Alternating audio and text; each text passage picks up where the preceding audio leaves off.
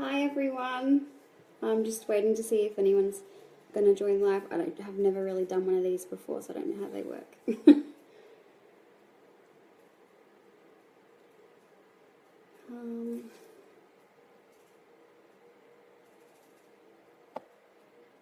Alrighty, I'm going to jump into it anyway. You guys can just jump in when you're ready. So I am going to talk about essential oils first. I'm not quite as good as the lives as Shalom is, so I'm going to be reading as well as talking, but that's, if you see me looking up, that's why. So my first experience with essential oils was last year at Easter time. We went away with my best friend and her family camping. We have sons who are 4 months apart, so as you can imagine, with two 2-year-olds, it was fantastic. They seriously just run rampant when they're together. They love each other so much, and they had just, by the end of the first day, they were just overtired and absolutely feral. And it came to about maybe 8:30 p.m. and we'd just gotten them out of the makeshift shower that we had and getting them into their PJs, and I crawled into the swag to try and get our son to sleep. I was still there maybe an hour and a half later just trying to get him to wind down from the day. He was just that wound up. And my best friend must have been feeling my frustrations with it, because she popped her head into our swag and was like, "Do you mind if I put some essential oils on him?" And I was like, "Oh yeah, go for it." And within 15 minutes he was asleep, and I have been absolutely hooked ever since. A few weeks later, I was probably about, I think I was 12 weeks pregnant at the time. So a few weeks later, I was browsing the internet for natural labour tools, especially around emotional support, because I had a really traumatic labour with our son. And essential oils kept popping up, and the more I looked into it, the more I loved the idea of them. The best tip I have ever been given with essential oils is to use them as an anchor for memories and feelings. So, as an example, have you ever been like walking along and you smell a familiar smell, but you're not really sure where it comes from, and then you get another whiff of it and you're like, "Oh, I haven't smelt that in years. That smells amazing," and it brings back a flood of memories and feelings from a moment in your life. It kind of works the same as that. A recent one that, not so much recent anymore, but one that really stands out for me was we went and saw my grandfather-in-law in hospital after he'd just had surgery, and we got to the hospital and I was just washing my hands after arriving in his room, and the smell of the soap that they have in the hospital, just I was reduced to tears. Just the amount of like the emotions and the feelings and everything around the first few days of my son's life just came flooding back to me, and it just made me cry, because it was just that powerful. It works exactly the same way as that. So my number one tip for using essential oils in labour is to use them in pregnancy. Try to use them every day, whether it's when you are sitting down doing this course and you've got your diffuser going, or you're relaxing reading a book, or you're cuddling your husband or your partner in bed before you go to sleep. If you can anchor the memory from a time that you felt loved and safe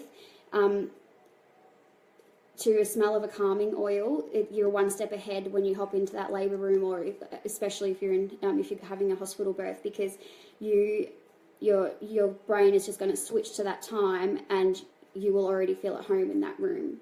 The oils that I used when I was relaxing, I actually used them when I was doing Shalom's course, and when I was reading a few birthing books as well at night time after my son went to sleep. I would chuck the diffuser on, chuck the salt lamp on, and just lay in bed for like 4 hours just reading, and it was really relaxing and it was lovely. The oils that I would use most commonly were lavender, frankincense, and ylang ylang. They all have calming properties in them, and they're great if you're stressing about your upcoming birth, or if you've experienced birth trauma, because they're great for anxieties and things like that as well. My next tip is to be using at least one grounding oil in labour. So if you start to doubt your intuition, or you can't find your groove when you're in hospital, earthy oils will help you find your centre and regain your confidence. So 3 oils that I recommend are Vetiver, cedarwood, or doTERRA has a grounding blend called Balance, and it is absolutely amazing. It's also really good if you do meditate. That's really great to use those. Hi Rachel. It's really great to use that grounding oil if you do meditate, or if you do anything that is so if you're practicing your hypnobirthing techniques and things like that, it's really great to use that if you're practicing becoming centered and things like that. For the car ride, I use citrus oils.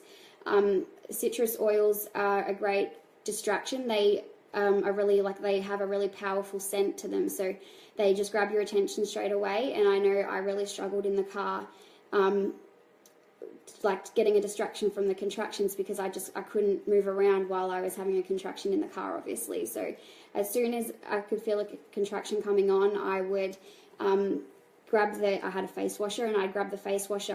I had Citrus Bliss, which is a doTERRA blend, but you could use any citrus oil.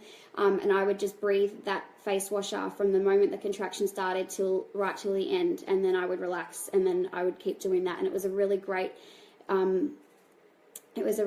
distraction from it. I know a lot of people get nauseous and they get upset bellies and headaches sometimes in labour, especially if you do plan on, I know lots of people get nauseous from gas, but from gas and air. So you can use peppermint oil on your temples, or I used it on the back of my neck because I got a headache.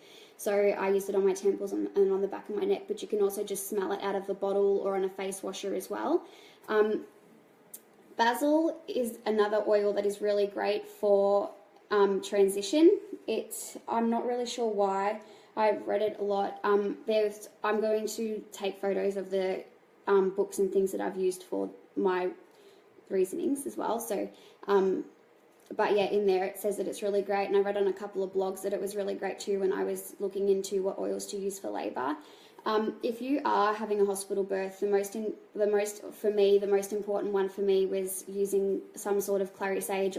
I use clary calm, which is another doTERRA blend, but in case your labour stalls. And if your labour stalls, you can rub it on your belly or on your pulse points, probably more so if you're not having a water birth, on the inside of your ankles and not on the inside of your wrist, because if you're going to use it on the inside of your wrist, you could rub it onto your baby when you have skin to skin and things like that, and it'll irritate their skin. But it's really great for not starting labour, but it's good to kickstart labour if it stalls, and it increases contractions once your labour is started. So yeah, they were my most used oils when I was pregnant and in labour. I found them very, very helpful, and I know if I have friends that are pregnant and things like that, I give them samples of the oils and tell them to use them, and if they find them helpful, then they obviously get some to use for labour. The emotional side of oils, I know lots of people talk about the health side of oils, but the emotional benefits that you can get from essential oils are absolutely amazing. I've just started looking into it a lot more than what I usually would, and it is just incredible the benefits that they have. I've got a book here, and I'll take a few photos of a couple of the oils that I've talked about, and I'll show you all the emotional side of things. So yeah. The next thing that I was going to talk about is emotional freedom technique. I'm actually really new to this. I used it maybe once or twice when I was pregnant, but I've used it a lot since Eleanor's been born. There's a guy on YouTube called Brad Yates, Yates, and he has thousands and thousands of videos on EFT, guided EFT, so it's really good if you're new and you don't really know what to do and you just want to give it a go. Don't be discouraged, because it is kind of like when you first start, you feel like a bit of an idiot because you're sitting there tapping parts of your body, but it's really fantastic and it really helps. So tapping is based on both mind and body in the way of psychological and acupuncture as well. So you sit there and you tap parts of your body while working through problems that you have, like blocks or upper limiting beliefs and things like that. If you have lots of self-doubt, or if you're unsure of a problem, or if you've got a conflict with family and friends or anything like that, it's really great. So you sit there and you tap. You start off tapping your hand, and you sit there and you say whatever your problem is, and then you move on to your the side of your eye, and then you move on to here, and then you move to your top lip, and then your chin, and then under your armpit, and then the top of your head, while you were saying affirmations of self-love, and also working through those negative feelings and thoughts that you are currently feeling. And you actually, as you're working through them, you sit there and you're kind of like, wow, like I actually, like, that is ridiculous that I'm feeling like that. And it kind of, because you're sitting there saying it out loud to yourself instead of saying it in your mind, it just really helps with it also. I will put a couple of links to, I'll put Brad's YouTube channel in, and I'll do a couple of ones that I've used a lot lately as well. So yeah, I hope this was not too confusing, because I'm a bit all over the place, but that's all right. So if anyone has any other questions or anything like that, I'm happy to answer them, and I hope this was a little bit informative to you ladies. And yeah, good night.